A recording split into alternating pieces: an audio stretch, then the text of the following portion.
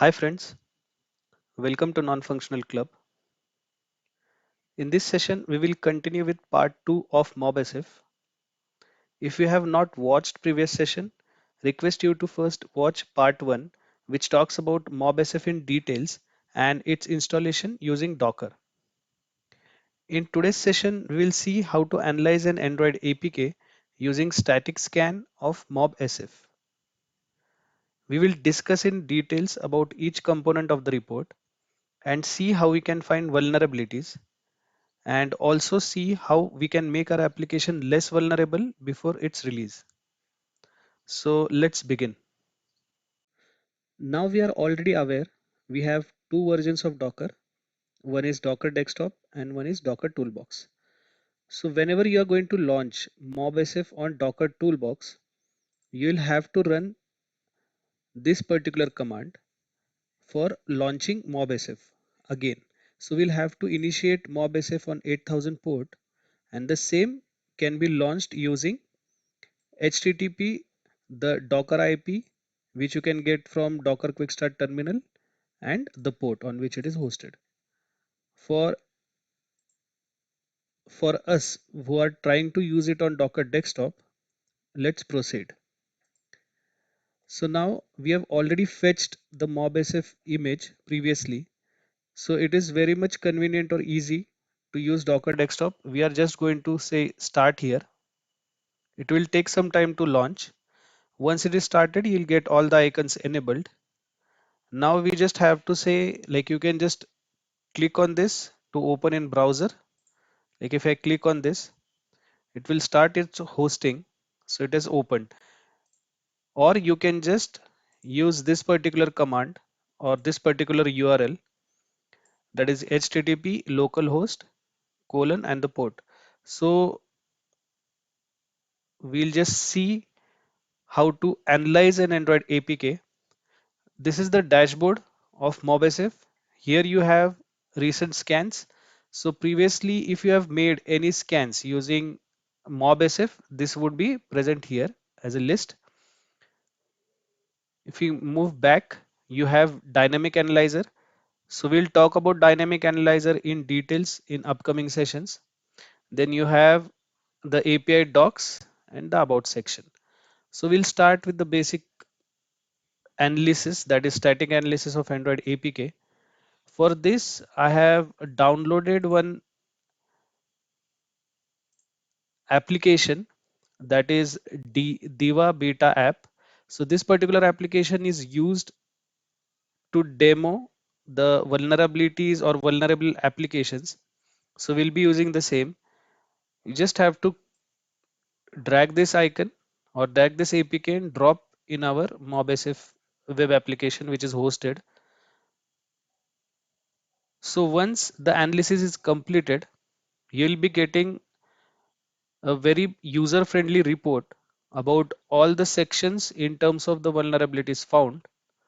We'll be going through all this report one by one to check how we can analyze a particular application using MobSF. So at the beginning, if you see, it is giving us information about the APK which we have asked to scan.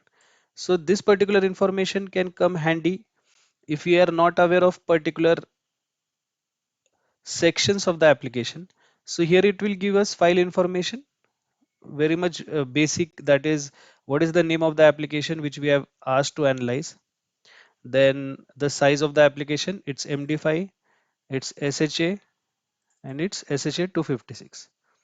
So all this particular information it has been providing us. Here it will even give us the package name and the main activity. Now main activity is the activity through which our application usually gets launched. Then the target SDK and minimum SDK. So this versioning is after SDK 15, this particular application will work. So it will target a particular Android version through which, or Android OS through which it will be launched. Then its version name and its version code. So we can even see the average CVSS, that is the standard for security. So this will give us the standard result of average CVSS, and it will even give us the security score. So current security score is 65, which is considered as medium score, and the tracker detections. So let's move on to the next part. First of all, it will provide us proper segmented checkboxes about the activities, services, receivers, and providers. So this will be listing down all the activities which are present in the application. If we check or if we click on view, it will navigate us to the activities which are present in the application. So now when we talk about activities, these are all present in the particular application in terms of what all actions that application can carry out. So this all will be listed here.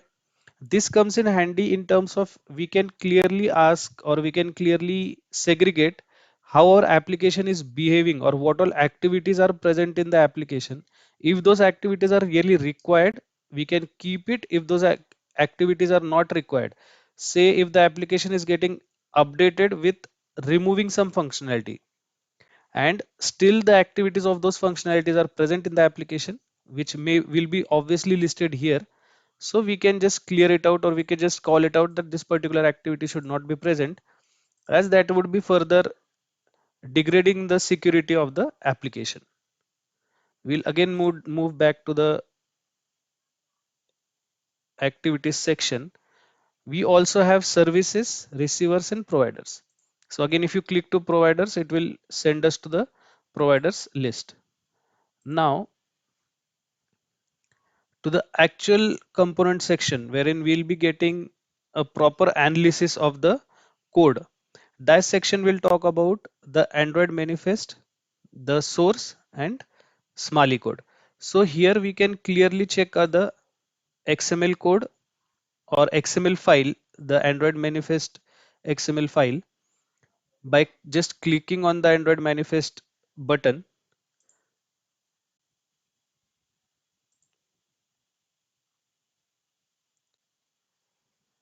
So even we'll have a detailed manifest analysis in the same report. So we'll go to that too in a while.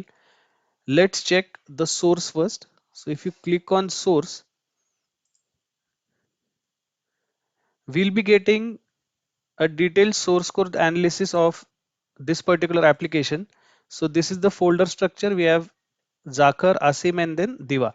So in Diva, we are having all the particular applications which are, or all the particular code or Java files which are present.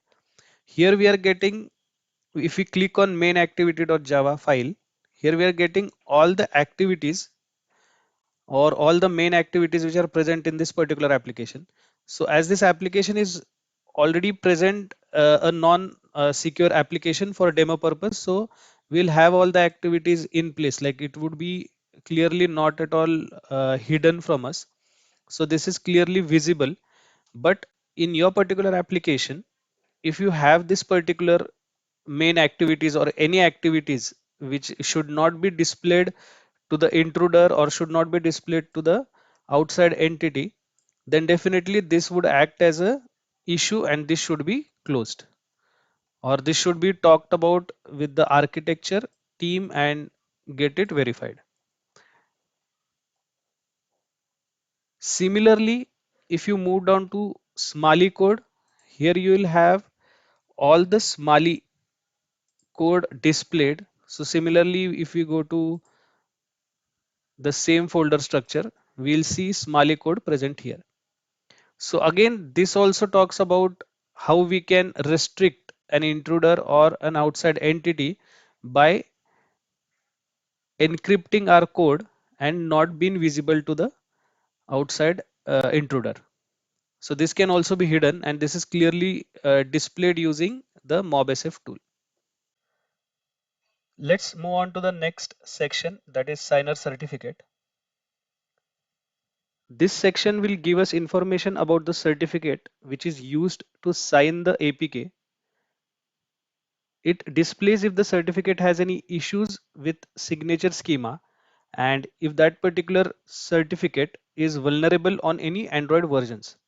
So if we take an example that if the certificate is signed with V1 signature schema, in that case, particular certificate is vulnerable to Janus vulnerability on Android version which is less than 7.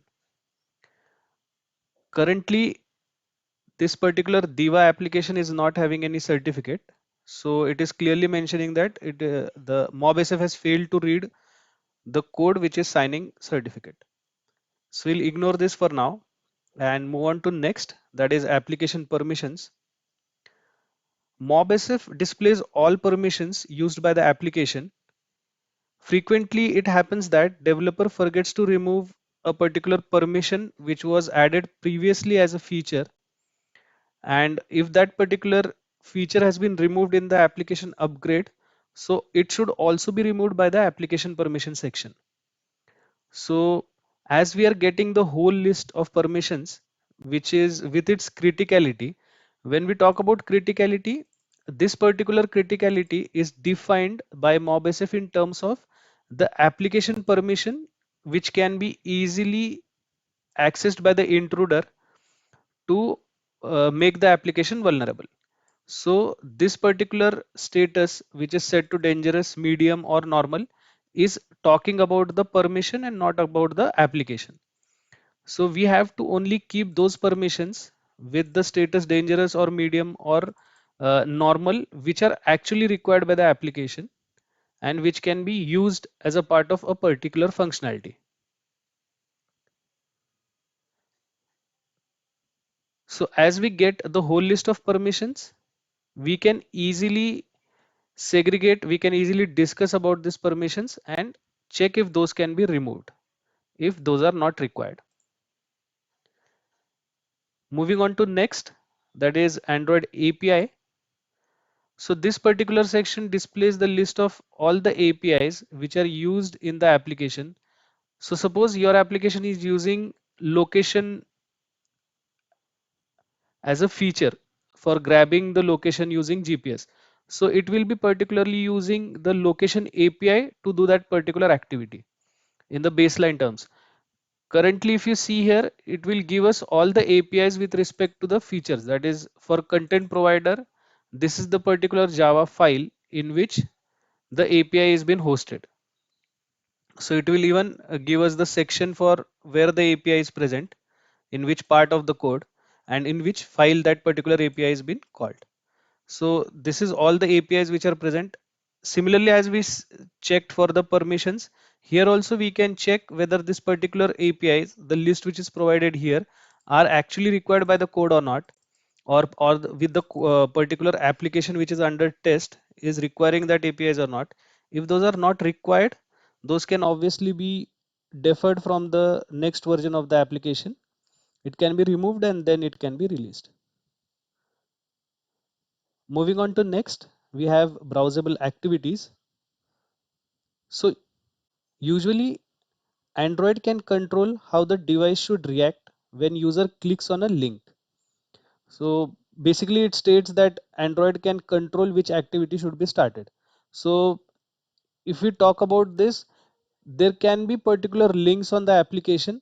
So when you click on that particular link, it should be navigated to either an application. So suppose that link is related to Facebook, it should be navigated to Facebook and it should finally pop up that link and navigate the user to a particular page.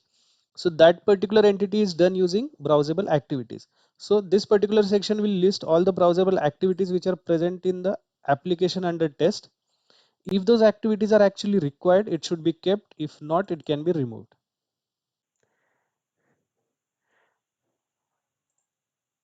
Moving on to the next section, that is network security.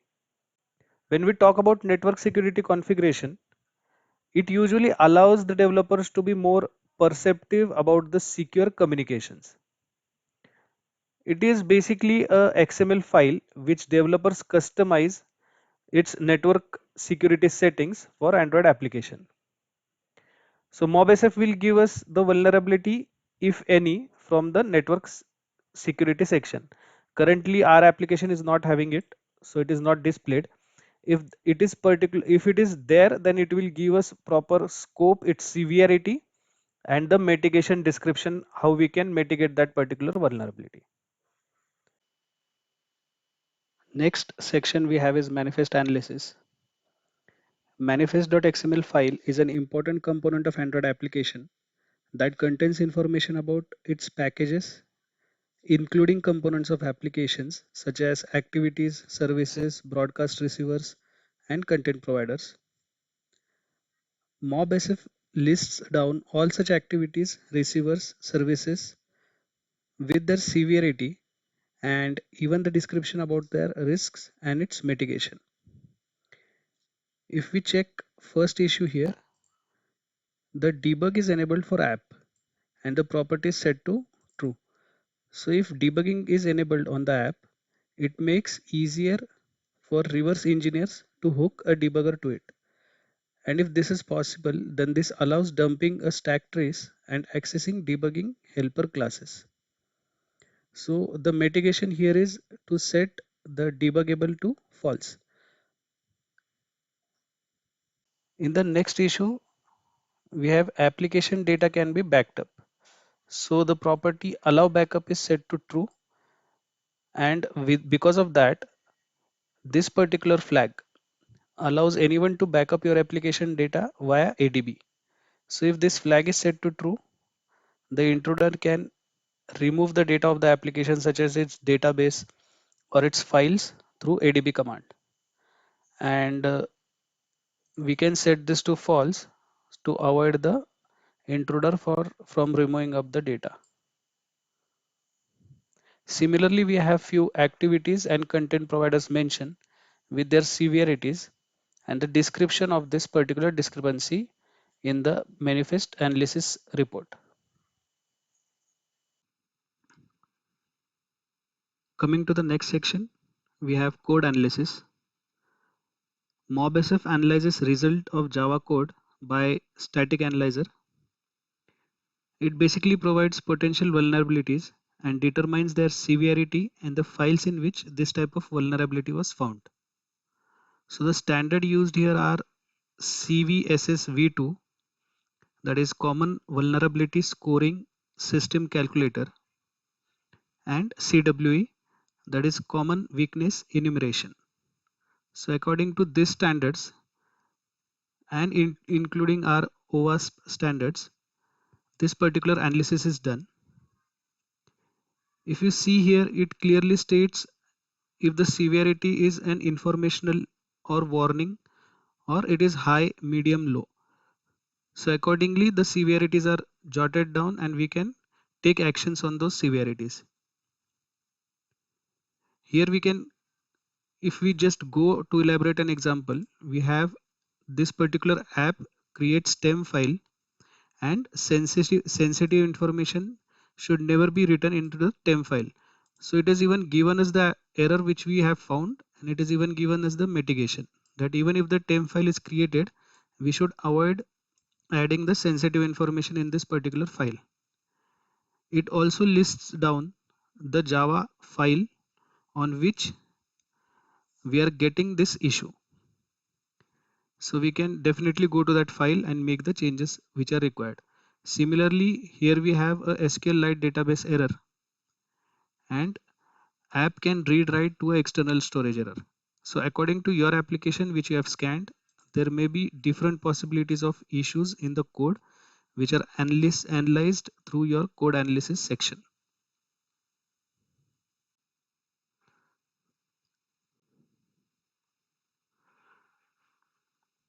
Next section we have is shared library binary analysis.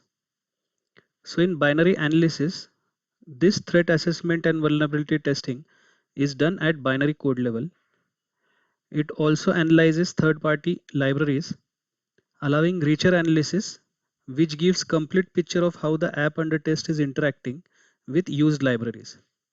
So this particular section not only checks the libraries which are used by the application, but it also gives an analysis of the third-party libraries so that no vulnerability is missed.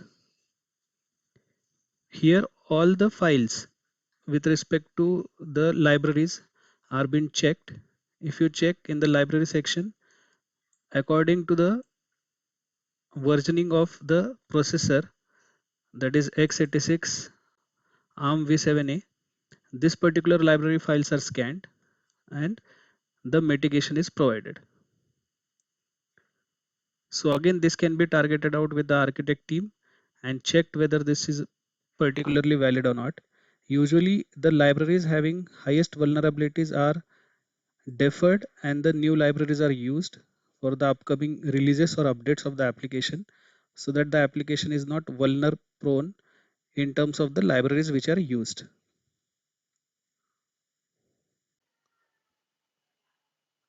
Moving on to the next section, we have is NIAP analysis. NIAP stands for National Information Assurance Partnership. This section gives information about the identifiers which store data. It clearly states all possible measures through which the application might store user sensitive data and all the measures taken to store this data safely. This is security requirement that the user sensitive data should be safe and encrypted at every level so that it cannot be intruded and further manipulated. Here if you see in the feature section, we'll get to know all the possible data storage ways and how this has been mitigated. So we have storage of credentials, we have cryptographic key generation services, we have access to platform services, we have network communications, we have encryption of sensitive application data, supported configuration mechanism, protection of data in transit. So whenever an application is developed and any feature which has been used out of this, we should be providing a safer mechanism to store this data.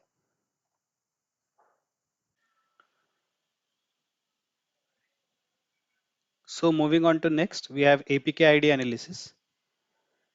APK ID gives information about how an APK was made. It identifies many compilers, packers, obfuscators, etc. So MobSF scans .dx files and provides us information about the vulnerabilities in the classes.dx file in the application. So it is displayed in the form of findings and details.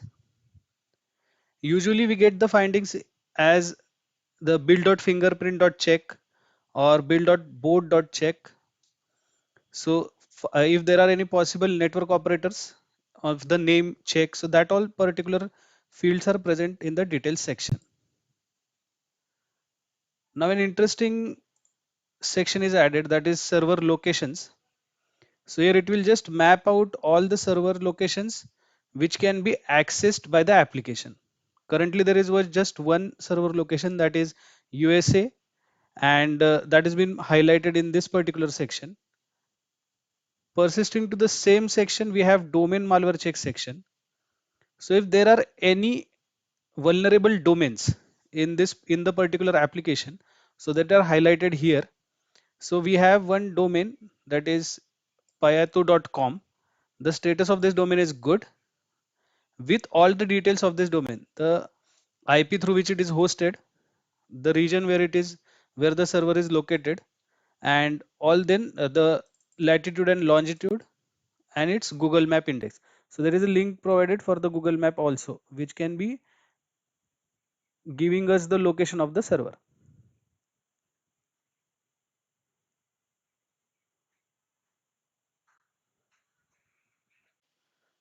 Moving on to next URL section.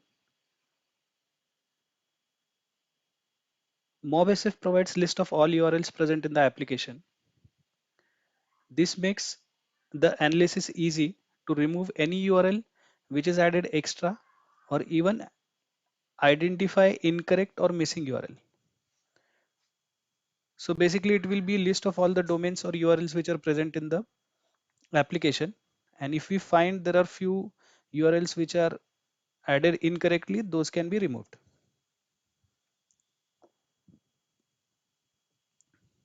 So Fire database section, here again there will be list of all the databases like Fire databases which is being used by the application. Emails is again similar. This particular section will provide us list of all email address which are configured and used in the application. So similar to URL, we can take action if there are unnecessary emails which is present in the application. Moving down to trackers. So trackers are used for application analysis or data gathering of the device in which the application is installed. So MobSF provides the list of all such trackers which are present in the application. So basic trackers are ad like Google AdMob or Google Analytics. So Google AdMob or Google Analytics will capture the data from the device which is used by the application and which is user related data, and that particular data will be further on processed by the ads or analytics to make the application better or to show ads to the user. So if those particular trackers are added, we can analyze it if those are present in the application. If we want to remove, we can remove. If we want to keep, then we'll have to give a valid reason and keep it. Moving on, we have a section for strings. So again, MobSF will analyze all the files and will bring out all the strings which are present in the application. So it will even give us the multilingual text of that particular string so that the same can be verified and checked in the application view. So usually this list is huge. So we'll just scroll down. We can even identify or check if there is any sensitive string present in the scan result, and we can remove it if needed.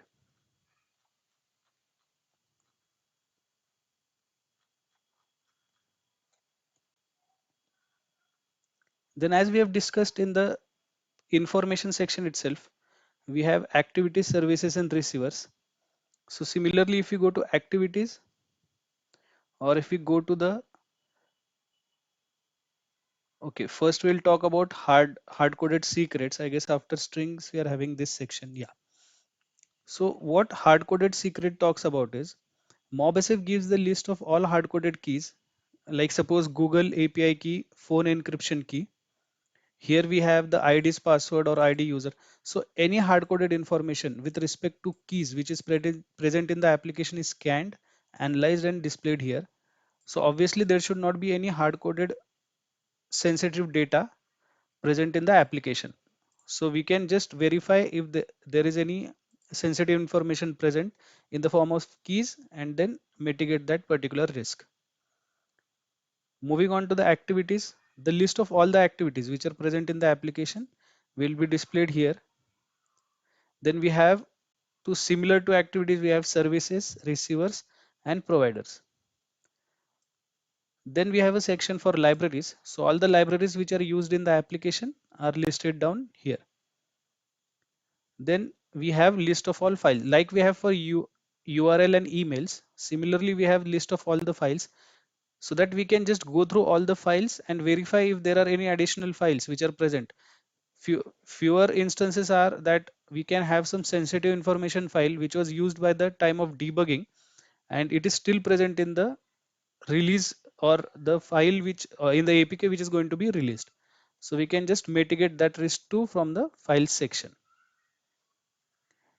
There is a very good navigation menu available here. So if I just want to verify or want to navigate to a particular section of the report, I can just click on the left hand menu and I'll be navigating to that particular section to analyze the report.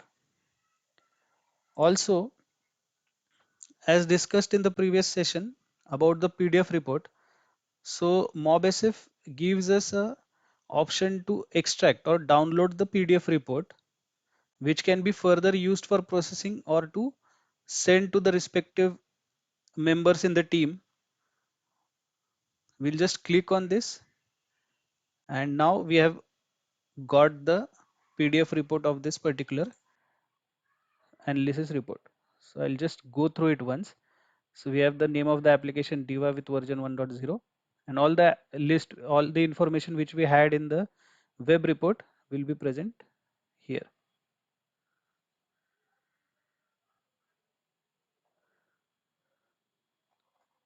So in this way, we can extract the MobSF report in the PDF format. So this is mostly about the static analysis using MobSF. In the ongoing sessions, we'll be discussing about the dynamic analysis. So stay tuned. So that's about static analysis of Android application using MobSF.